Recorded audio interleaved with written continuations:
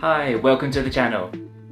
Today I want to talk about the upcoming One Piece trading card game. For those who don't know, it's been made by Bandai and a few sets have already been announced. There are 4 starter decks which include enough cards so that we can start dueling and fighting with our friends. The 4 starter sets include the Straw Hat Pirates, Sekai no Sedai, the Worst Generation, Chichibukai, the Warlords of the Sea, and also Kaido's Beast Pirates. These starter sets are set to be released on July 8th. Alongside that is the first announcement of the booster packs, titled Romance Dawn. In one pack I believe there's 6 cards, and these are released at the end of July, around July 22nd. So why am I making this video? Well, I went on to the Japanese One Piece website, and there was a list of rules on how to play the trading card game, but I couldn't find this in English. Now, I'm sure someone more talented and better at Japanese than me has already made a perfect translation, but as a bit of practice for my Japanese and to make a video, I thought, why not? So let's take a look at the rules, let's break them down. Here are the rules then. First, let's take a look at a breakdown of a deck. So, one deck comprises of 50 cards. Inside that there is a leader card, 10 Don cards, which work like energy. I think you use these to pay for your abilities or skills in your other cards. We'll talk more about Don cards later when we get to the actual steps of what makes up a person's turn in this game.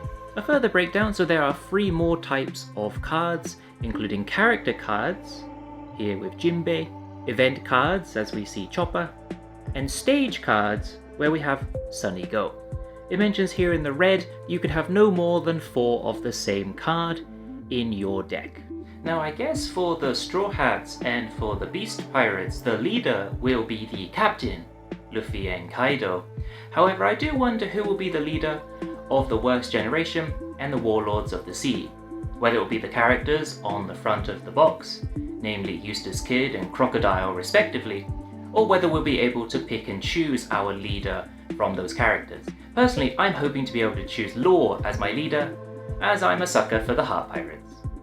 Next, on the right, we have what the stage will look like, where we will duel, and on the left are the steps taken in order to prepare before we start the contest.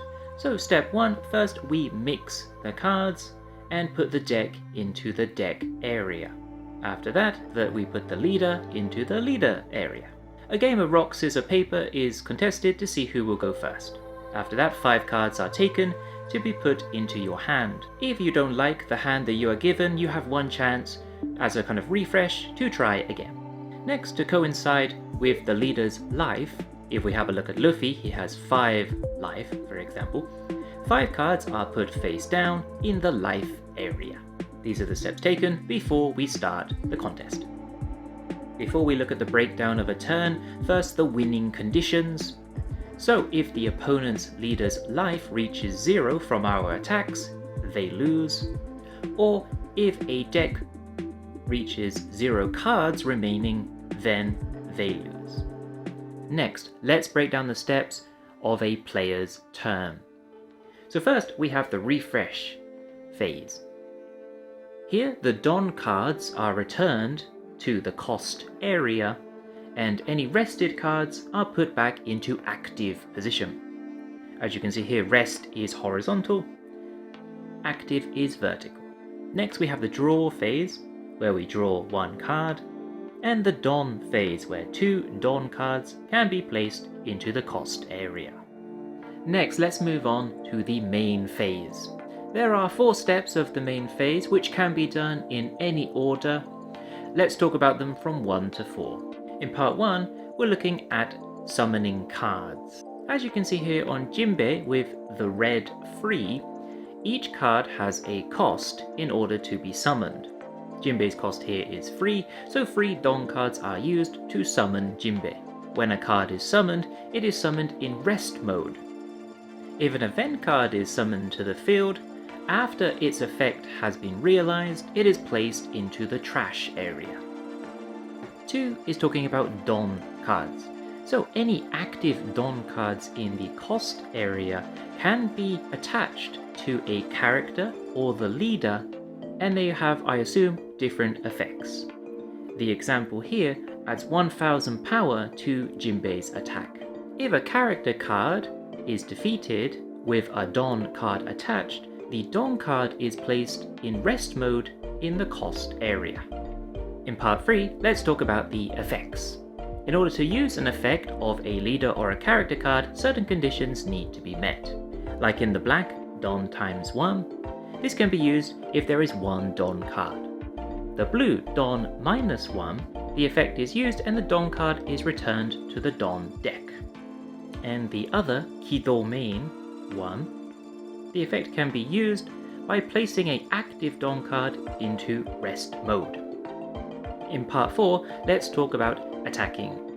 So, as first, a little general rule. In order to attack, we rest an active character or leader card. However, a character cannot attack on the turn that they are summoned to the field. Also, you cannot attack on the first turn of the game. Let's break down the battle phase a bit more. In part 1, let's talk about the attacking step. So as we mentioned before, when we attack, we put an active card into rest mode. If an effect is active at the time of the attack, it will be resolved after the attack. In part 2, we can talk about blocking. Some character cards have, like this orange says here, block. If they possess this ability, they are able to block the attack. And in part 3, we can talk about a counter step. Some characters here possess the red counter. In part 4, let's talk about the damage step. So here, when two cards are battling, we compare their power. If the card which is attacking has a higher power, there are a few conditions on the right side. If they are attacking a leader card and win against the leader card, then the opposing leader will take 1 life damage. When this happens, the opponent will take 1 card from their life area and put it into their hand. If we attack an opposing character card and win, that character card is put into the trash area. If the opponent's power is higher than mine, then nothing happens. At the bottom, it also mentions about trigger cards in the yellow. These can be activated at this time. And finally, we have an end phase. In the end phase, any cards that say during this turn will no longer be valid, at which point it becomes our opponent's turn. So there you have it. Hopefully, that's a fairly basic guide on how to play the One Piece trading card game. No doubt there will be intricate strategies released when the cards are actually here. Alongside the rules, the Twitter account for the One Piece trading card game has also shown some samples of what the cards will look like. So we've seen card samples for Luffy, Nami, and Jinbei, and also some kind of artist illustrations for cards of Zoro and Sabo. Personally, I think these cards look very nice. The art illustrations look amazing. Hopefully those might be some kind of rare cards or super rare cards maybe. Really looking forward to it. So I've already pre-ordered a couple of the starter sets, the Straw Hat Pirates and the Worst Generation, and a booster box for the Romance Dawn booster packs as well. I don't know how much I will be playing the game. I'm more of a collector, but hopefully with my wife or maybe with some friends, maybe we can have some nice friendly battles. Alright, that's going to be today's video, so let me know what you think about the One Piece trading card game. Is this something you're interested in? Is this something you really want to get into? What cards or what leader do you want? Let me know down below in the comment section. Alright, and I look forward to seeing you again in another video. Bye!